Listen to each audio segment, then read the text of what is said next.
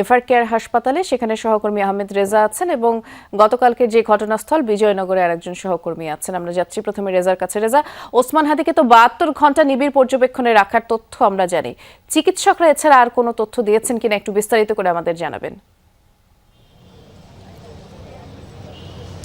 বৃষ্টি 48 থেকে 72 ঘন্টা নিবিড় পর্যবেক্ষণে রাখার কথা রয়েছে চিকিৎসকদের পক্ষ থেকে।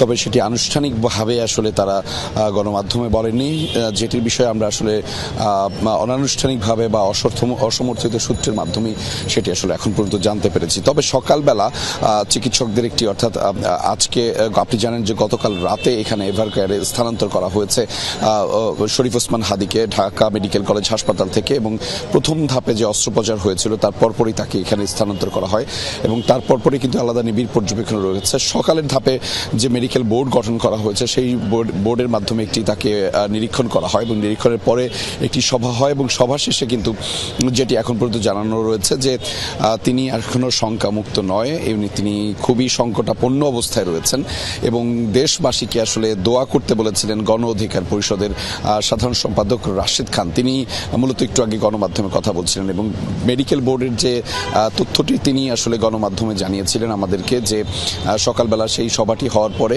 মেডিকেল বোর্ডের পক্ষ থেকে তার বড় ভাই অর্থাৎ শরীফ ওসমান হাদির বড় ভাইকে এই বিষয়গুলোই জানানো হয়েছে যে তিনি এখনও সংকটাপন্ন অবস্থায় রয়েছে। তবে এই যে 48 থেকে 72 ঘন্টা এটি আসলে খুবই ক্রুশিয়াল বা অনেক গুরুত্বপূর্ণ বলা হচ্ছে, কারণ এই সময়টাতে রোগী যেভাবে, অর্থাৎ এই ধরনের পেশেন্টদের এই অস্ত্রোপচারের পরপরই এই সময়টুকু খুব নিবিড়ভাবে পর্যবেক্ষণ করা হয় এবং মূলত এই গুরুত্বপূর্ণ সময়ে তাকে যে চিকিৎসাটি দেওয়া হচ্ছে সেটি তার শরীর এবং তিনি কিভাবে নেন এবং সাপোর্ট করেন সেক্ষেত্রে খুব গুরুত্বপূর্ণ হয়ে দাঁড়ায়। ফলে সেটি তারা আসলে নিবিড়ভাবে পর্যবেক্ষণ করছেন। তবে রাশেদ খান গণ অধিকার পরিষদের সাধারণ সম্পাদক তিনি যেমনটি বলছিলেন যে পুরো দেশবাসীকে দোয়া করতে হবে শরীফ ওসমান হাদির জন্য, সেটি আসলে এখন এই জায়গা থেকে সবশেষ তথ্যটি রয়েছিল।